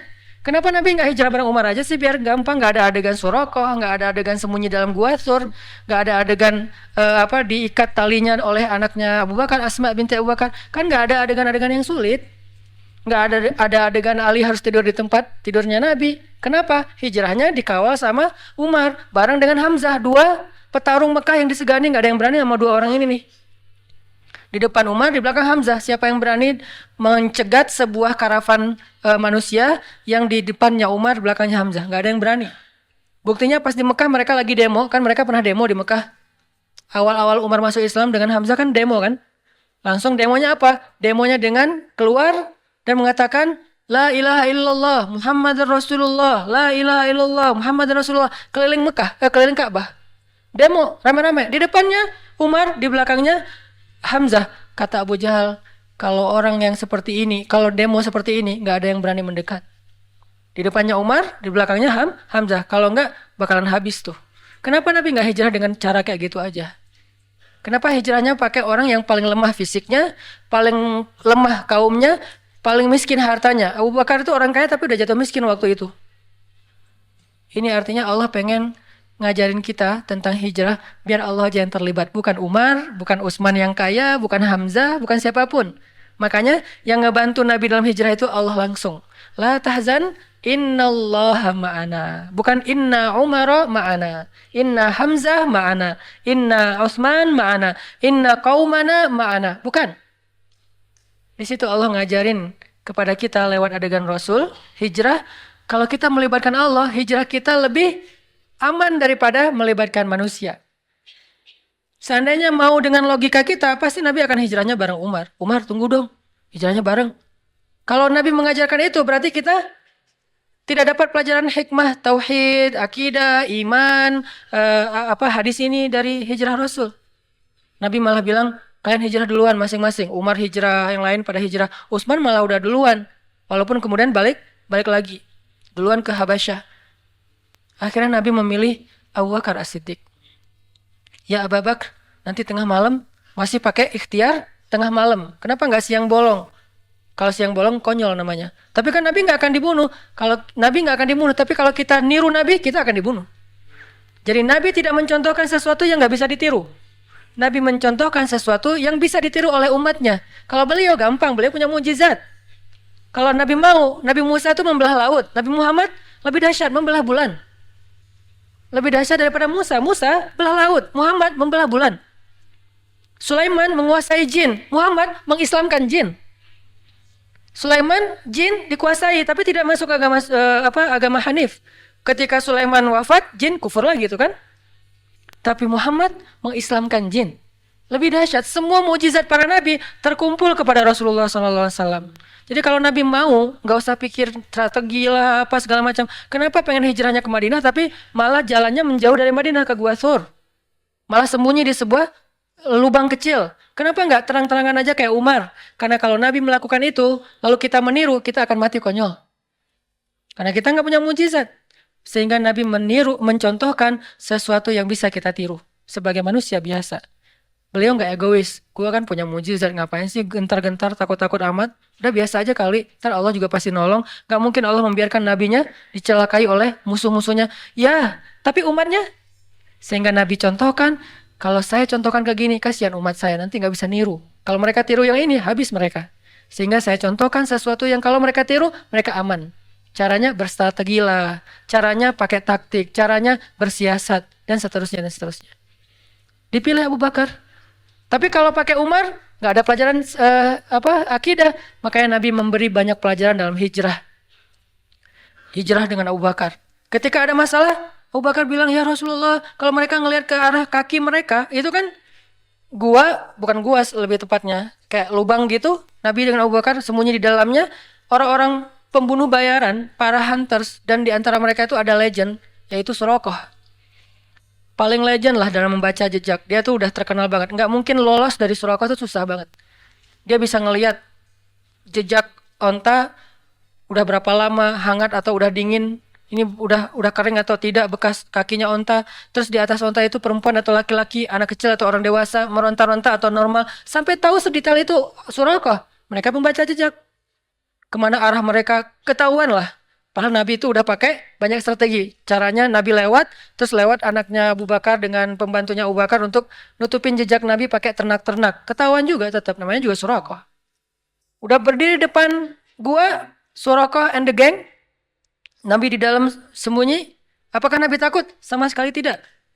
Nabi waktu itu sama sekali tidak bersembunyi karena takut. Lagi ngajarin kita cara sembunyi. Kalau Nabi mau, Nabi tinggal keluar. Ada apaan sih? Bisa, gampang buat Nabi. Lo mau gua doain? Kan gak berani mereka. Nabi belum angkat tangan udah pada stroke semuanya tuh. Kalau Nabi mau kan, tapi Nabi lagi ngajarin kita teman-teman. Jadi adegan sirah adalah pelajaran buat kita, bukan apa yang Nabi rasakan. Nabi gak takut sama sekali. Sekelas Nabi gak mungkin takut lah, sang pemberani banget. Tapi Nabi pengen ngajarin kita, sembunyi di dalam. Abu Bakar resah, bingung nih mana nih kalau mereka ngeliat ke atas, ke bawah. Mereka udah ngeliat ke atas bukit nggak ada, ngeliat ke kanan nggak ada, ngeliat ke kiri nggak ada, ngeliat ke belakang nggak ada. Cuman satu lagi yang nggak dilihat ke bawah. Allah tahan pandangan mereka untuk ngelihat ke bawah. Ini cara Allah nolong mereka. Walaupun sebagian ulama bilang ada sarang laba-laba dan merpati, tapi sebagian besar ulama mengatakan tidak. Ini masih perdebatan lah ya, Allahu alam. Yang jelas, yang pasti di antara mereka sepakat, Allah memalingkan mata mereka dari melihat ke bawah. Sehingga Abu Bakar bilang, ya Rasulullah, kalau mereka ngelihat kita ke bawah pasti ketahuan. Terus ntar kita gimana ngelawan mereka? Kita nggak bawa senjata. Berdua pula, mereka ada lebih dari 20 orang dan semuanya itu petarung. Nabi mengatakan, ya Abu Bakar, ma zannuka bisnain? Ya Abu Bakar, kenapa kamu pikir kita cuma berdua? Ini melibatkan Allah. Ini di sini nih. Kenapa kamu pikir kita cuma berdua, Abu Bakar? In Allahu salisuhuma. Allah yang ketiga. Jadi kalau kita berdua, mungkin kita perlu khawatir. Tapi kalau kita bertiga, la tahzan, innallaha ma'ana. Enggak usah khawatir Abu Bakar, Allah bersama kita. Abu Bakar orang soleh, digituin, ya langsung tenang. Kalau Abu Bakar bilang tapi, pasti ketahuan tuh. Karena kalau kita berburuk sangka kepada Allah, maka Allah tergantung prasangka hambanya. Berhubung Abu Bakar ini as-siddiq, orang yang selalu membenarkan, nggak pernah protes, nggak pernah membantah, maka ketika Nabi bilang la tahzan innallaha ma'ana, Abu Bakar langsung tenang, langsung oh ya innallaha ma'ana, ya udah tenang aja. Mau tidur dulu Rasul? Santai. Mereka akhirnya nggak ngeliat ke bawah, udah pergi aja, udah pergi, tinggal berdua. Besok keluar, melanjutin perjalanan, diketahuan lagi sama Surakoh, karena mereka nggak mau nyerah. 2 hari mereka tungguin. Gak mungkin Muhammad pergi karena aku udah baca beberapa tempat jalan keluar dari Mekah itu gak ada jejak mereka, pasti mereka ada di sini. Surakoh punya feeling, instingnya tuh bagus. Belum keluar Muhammad, belum keluar, dia cari siang malam. Ketahuan juga pas hari Nabi keluar Mekah. Dari kejauhan Surakoh ngelihat. Pas Surakoh ngelihat dikejar oleh Surakoh, kan Nabi udah bilang innallaha ma'ana, Allah bersama kita, biar Allah aja yang beresin Surakoh, nggak usah kita jalan aja santai. Abu Bakar jalan, nggak usah dipercepat langkahnya. Sampai Nabi bahkan nggak mempercepat langkahnya loh, dikejar sama Surakoh dengan ontanya yang cepat, Nabi santai aja. Kenapa? Biar Allah aja yang beresin dia. Ternyata Allah punya cara yang lebih indah daripada yang kita bayangin. Kalau kita punya teman yang tangguh kayak Umar, Umar bunuh Surakoh, gitu kan? Umar pasti akan ngeluarin pedang. Kalau Allah tidak membunuh Surakoh, tidak menaklukkan fisik Surakoh, tapi menaklukkan hati Surakoh. Gitu yang paling indah. Makanya biarin Allah yang beresin urusan kita. Allah punya cara yang lebih smart daripada cara kita. Namanya apa? Min haitsu la yahtasib, yang tidak terduga-duga. Tiba-tiba Surakoh ontanya ngambek, nggak mau jalan, tiba-tiba kayak habis bensin gitu loh. Kenapa sih kok mogok nih onta gua nih? Onta Surakoh tiba-tiba mogok. Padahal itu onta bagus banget loh. 4000 cc kali ya, cepat banget loh. Kenapa mogok? Onta bagus, baru juga, malah STNK-nya juga BPKB-nya juga belum jadi gitu. Kok udah mau mogok? Heran Surakoh. Akhirnya Surakoh turun, jalan, pas dekat dengan Nabi, Nabi bilang, "Ya Surakoh, ma bika ya Surakoh. Kamu kenapa sih Surakoh gini-gini amat sama saya?" kata Nabi. Surakoh nggak enak gitu. Nabi itu kan orangnya kayak mempesona ya. Kalau Nabi udah menatap, orang lihat, aduh kegeeran. Nabi itu keren banget loh. Bukan dalam arti negatif ya, dalam arti nggak enak. Orang segan sama Nabi itu segan banget. Kalau ngeliat wajah Nabi langsung yang marah nggak jadi marah. Saking sempurnanya akhlak Nabi SAW. Jadi kalau Yusuf sempurna fisiknya, Nabi sempurna akhlaknya. Yusuf mempesona fisiknya, Nabi mempesona akhlaknya. Jadi kalau ada cewek ke Yusuf kelepek-kelepek, ke Nabi kelepek-kelepeknya jadi masuk Islam. Siapa? Sofia. Jadi kalau di zaman Yusuf ada istri Al-Aziz kelepek-kelepek sama Yusuf sampai digoda berbuat dosa. Kalau Nabi kelepek-kelepek bukan digoda buat dosa, jadi taat. Itu kan keren banget ya. Gara-gara dekat sama Nabi yang tadi benci banget, kata Sofia, tidak ada orang yang lebih saya benci di muka bumi daripada Muhammad. Tiba-tiba setelah beberapa saat Nabi ngomong, terkesima dengan kata-kata Nabi, santun banget, pemilihan diksinya tuh tepat banget, sampai kemudian dia bilang, tidak ada orang yang lebih saya cintai di muka dunia daripada Muhammad. Dari benci banget, jadi cinta banget.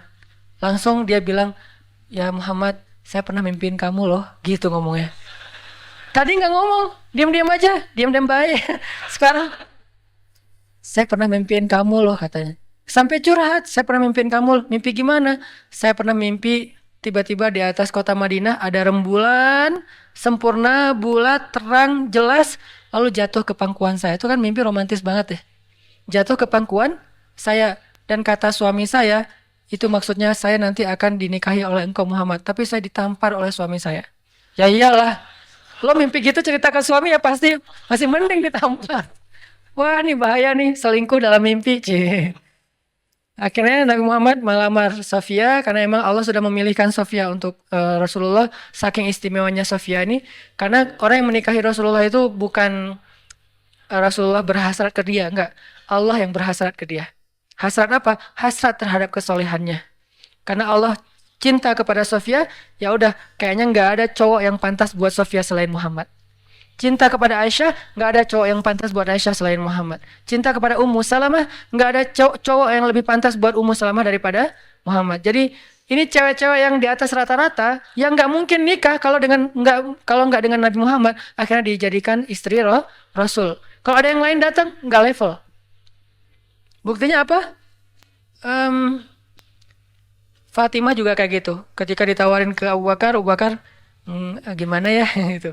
Tawarin kepada Umar juga kata Rasul gimana ya. Tapi pas Ali, Rasul langsung ridho. Kenapa? Levelnya hanya untuk Ali yang paling ideal Fatimah itu. Begitu juga istri-istri Nabi. Nah artinya apa teman-teman? Surakoh pas dilihat oleh Nabi, mabik ya Surakoh. Nabi ngomong gitu bukan, Surakoh, oh dasar lu ahli neraka apa segala macam. Enggak. Nabi enggak.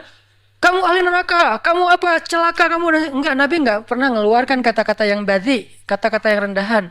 Nabi bilang, "Mabi kayak Surakoh." Surakoh langsung jadi tadi pakai pedang terus langsung disarungin, disembunyiin belakang jubah gitu. Terus dengerin Nabi bilang, "Ya Surakoh, gimana kalau misalnya kamu memakai mahkota dan jubahnya Kisro. Kisro raja Persia," kata Surakoh. "Ya, raja Persia." Mau. Coba. Nabi dalam keadaan lemah, baru diusir dari kampungnya, nawarin baju jubah Raja Persia yang nggak mungkin didapatkan kecuali menaklukkan negerinya. Kan ini nggak make sense ya? Kayak nggak logis gitu kan tawarannya. Abu Jahal kemarin nawarin, siapa yang membawa pulang Muhammad hidup atau mati, gua kasih 100 ekor onta. 1 ekor onta kalau onta yang dipakai ke luar negeri harganya 200 juta. Kali 100, berapa puluh M? Kan, dan Abu Jahal punya itu, ada ribuan ekor onta yang dia punya, karena orang kaya. Surakoh tiba-tiba lupa dengan tawaran Abu Jahal, langsung bilang, mau Muhammad, saya pakai pakaian jubahnya Raja Persia, yaitu Kisra. Kalau gitu caranya, halangilah orang yang pengen mengejar kami. Oke, saya akan halangi. Apalagi Muhammad, apa yang bisa saya lakukan? Perlu saya dampingin? Nggak usah, kata Rasulullah. Akhirnya Rasulullah melanjutkan perjalanan, Surakoh kayak tertegun gitu. Loh, saya kenapa ya? Kayak habis dihipnotis gitu. Datang nih gengnya Surakoh, mau ngejar Muhammad. Surakoh, barengan, kita pengen share ini nanti onta. Kata Surakoh, teman-teman, saya udah meriksa semua daerah sini, dan kalian tahu saya yang paling jago membaca jejak, dan onta saya yang 4000 cc, kalian cuma 1500. Artinya paling cepat gitu. Saya nggak menemukan Muhammad. Pulanglah cari tempat lain. Mereka kan nggak bisa bantah kalau Surakoh kan senior gitu kan, daripada ntar dikerjain. Akhirnya ya udah balik aja. Nabi bisa selamat hanya berjalan berdua dengan Abu Bakar As-Siddiq. Kenapa? Melibatkan Allah thalithuhuma. Ma zannuka bisnain ya Abu Bakar? Kenapa kamu pikir kita cuma berdua Abu Bakar? Allahu thalithuhuma. Allah yang ketiga. Bisa nggak sih kita dalam hidup tuh bilang ke istri, ma zannuki isnain? Kenapa mama bilang kita cuma berdua? Kan ada Allah yang ketiga di antara kita. Kan itu luar biasa ya. Atau istrinya yang ketika suaminya galau, mulai agak khawatir nih gimana ya, ini gimana ya dalam pekerjaannya. Istrinya bilang, "Pah, ma zannuka bisnain? Allahu salisuhuma." Catat kalimat ini nanti. Ma zannuka bisnain. Gak bisa Ustaz, bahasa Arab susah. Udah bahasa Indonesia aja. Kenapa papa mikir kita cuma berdua, Pak? Kan Allah yang ketiga. Oh iya ya, Allah yang ketiga. Langsung Allah bantu tuh. Tapi kalau papanya bilang, tapi mah, nah berarti ana inda zanni abdi bi. Aku tergantung gimana persangkaan hambaku kepadaku. Libatkan Allah teman-teman. Dalam niat kita, dalam doa kita, dalam harapan kita, dalam pekerjaan kita. Pasti Allah bantu. Itu membahas tentang faman kanat hijratuhu ilallahi wa rasulih fahijratuhu ilallahi wa rasulih. Jadi artinya kerucutkan semua, konekkan semua yang kita lakuin itu dengan Allah. Harus ada reason, ini karena Allah, ini untuk Allah. Harus ada, harus temuin itu. Dan jujur, karena kalau kita bilang kayak gitu basa-basi, Allah kan tahu banget isi hati kita. Ya Allah, ini karena Engkau ya Allah, bukan karena apa-apa. Tapi kan Allah tahu, lu bohong, kata Allah. Gimana bahasa Al-Baqarahnya kalau masalah ini? Wa minan nasi may yaqulu amanna billahi wa bil yaumil akhir. Kata Allah, wa ma hum bimu'minin. Enggak kayak gitu kata Allah. Yukhadi'un. Mereka bermain-main, mereka mengelabui, mereka basa-basi. Kenapa? Fi qulubihim marad. Karena hatinya tuh enggak jujur, hatinya berpenyakit. Jadi mending kita jujur sama Allah dan libatkan Allah, pasti dia tolong. Enggak mungkin enggak. Selama yang kita lakuin itu adalah masih dalam wajib, sunnah, mubah, paling minim, makruh. Kalau yang haram bilang karena Allah, ya Allah ini karena Engkau, ya nggak mungkin. Masa kita melanggar syariat Allah, tapi karena Allah kan nggak mungkin ya. Sengaja saya minum khamar karena Allah. Mana ada yang kayak gitu-gitu. Sengaja saya berbohong karena Allah, nggak juga. Kecuali 3 bohong yang dibolehkan. Itu aja teman-teman, insya Allah next week kita akan bahas lagi hadis ini. Saya hanya ingin hadis ini bukan hanya kita hafal, karena menghafalnya itu terserah masing-masing. Menghafal baik, nggak menghafal juga nggak dosa. Cuman kita jadikan hadis ini sebagai motivasi hidup. Kita jadikan hadis ini sebagai quote dalam hidup kita, supaya kita selalu bersemangat untuk taat kepada Allah.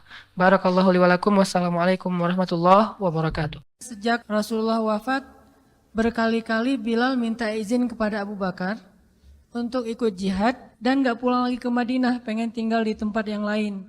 Udah gak kuat lagi berada di Masjid Nabawi. Karena orang yang dia cintai telah wafat. Tapi gak diizinkan oleh Abu Bakar sampai akhirnya setelah sekian lama membujuk Abu Bakar, bisa diizinkan, pergilah Bilal dan akhirnya Bilal tinggal di Syam. Kalau sekarang Suriah. Di sanalah Bilal menikah. Jadi selama ini dia asik dengan cintanya kepada Rasulullah sehingga nggak sempat mikirin pernikahan. Baru berangkat ke Syam, sampai di Syam Bilal menikah di sana. Menikah di sana, hidup di sana sampai setelah beberapa tahun berada di Syam, akhirnya bergantilah pemerintahan dari masa Abu Bakar ke masa Umar bin Khattab. Setelah beberapa tahun di Syam, pada suatu malam Bilal menangis. Malam-malam dia bangun nangis, gerung-gerung gitu kayak anak kecil. Istrinya nanya, ya Bilal ada apa, kamu mimpi buruk? Enggak, justru ini mimpi baik. Mimpi apa? Aku mimpi ketemu dengan Rasulullah SAW. Dan Rasulullah bersabda, siapa yang melihat aku dalam mimpi berarti dia melihat aku dalam kenyataan. Aku bertemu dengan Rasulullah di dalam mimpi dan Rasulullah berkata, ya Bilal, kami rindu kepadamu. Sudah lama engkau tidak mengunjungi kami ya Bilal. Setelah bangun dari mimpi itu, Bilal semakin rindu kepada Rasul, merasa bersalah udah lama gak menjenguk Rasulullah. Akhirnya Bilal pun memutuskan untuk, kalau bahasa kita mah umroh. Memutuskan untuk ziarah ke makam Rasul. Berangkat Bilal dari Syam, umroh ziarah ke makam Rasul. Melihat Bilal masuk lagi ke kota Madinah, penduduk Madinah itu berasa seperti hidup lagi di zaman Rasul. Senang gitu, dan Umar sangat senang dengan kedatangan Bilal. Sehingga selesai Bilal sholat, selesai Bilal ibadah-ibadah sunnahnya, termasuk menjenguk atau berziarah ke makam Rasul dan Abu Bakar.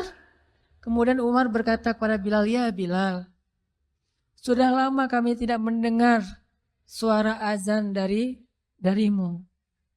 Tolong kumandangkan sekali lagi azan seperti engkau mengumandangkannya di masa Rasul. Kami rindu ingin merasakan suasana di zaman Rasul. Benar Bilal, kata para sahabat yang lain yang ada di situ. Umar, kemudian Abdurrahman, beberapa orang sahabat, ya Bilal azan, kami ingin mendengar suaramu seperti dulu kami mendengarnya di masa Rasul. Kata Bilal, saya tidak akan kuat. Kata mereka, coba dulu kamu usahakan karena kami ingin sekali mendengarnya. Saya tidak akan kuat. Cobalah wahai Bilal demi kami supaya kami bisa semangat lagi dalam beramal soleh mengikuti perjuangan Rasulullah. Akhirnya karena udah dipaksa terus, Bilal pun mengumandangkan azan. Allahu Akbar, Allahu Akbar. Kota Madinah kaget mendengar suara Bilal. Orang-orang yang ada di rumah semuanya mengatakan, apakah Rasulullah sudah bangkit kembali? Mereka semuanya kaget dan bahagia, seolah-olah Rasulullah sudah bangkit dari kematiannya. Seperti Isa, seolah-olah diturunkan kembali setelah dia diangkat ke langit. Satu kota Madinah tuh kaget bahagia gitu. Kayak seorang ibu yang kehilangan anaknya tiba-tiba mendengar suara anaknya dari jarak dekat dan ingin dipeluk segera anaknya itu. Saking rindunya mereka kepada Rasulullah. Allahu Akbar, Allahu Akbar. Pasar yang tadinya ramai tiba-tiba sepi mendengar suara Bilal yang masih sayup-sayup. Asyhadu an la ilaha illallah.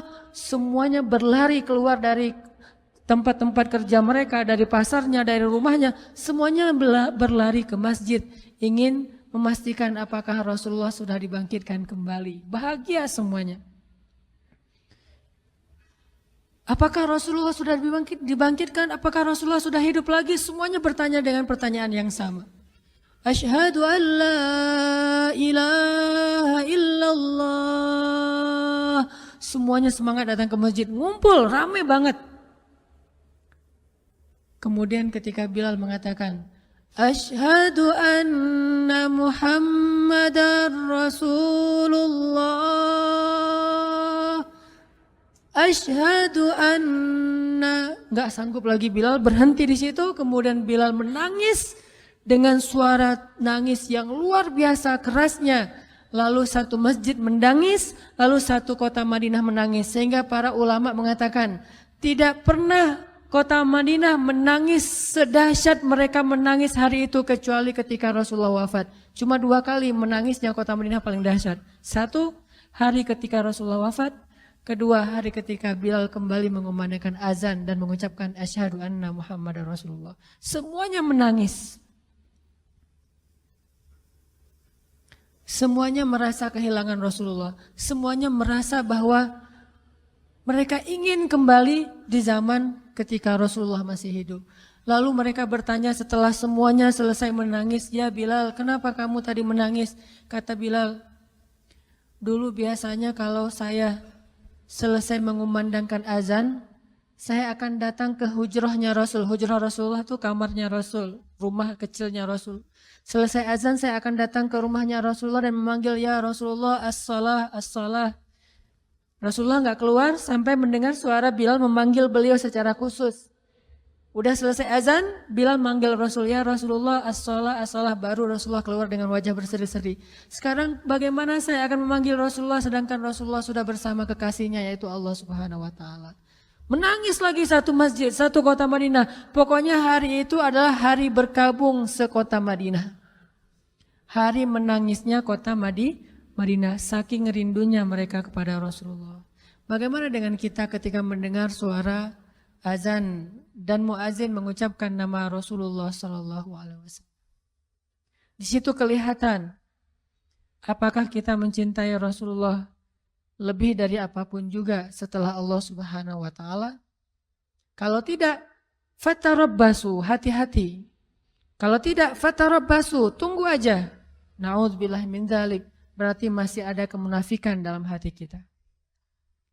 Bagaimana kita, apakah hati kita merasa gemetar, bergetar ketika kita mendengar suara seseorang mengatakan Muhammad sallallahu alaihi wasallam, Rasulullah sallallahu alaihi wasallam. Apakah hati kita bergetar seperti bergetarnya hati seorang kekasih ketika mendengar suara kekasihnya, nama kekasihnya disebutkan?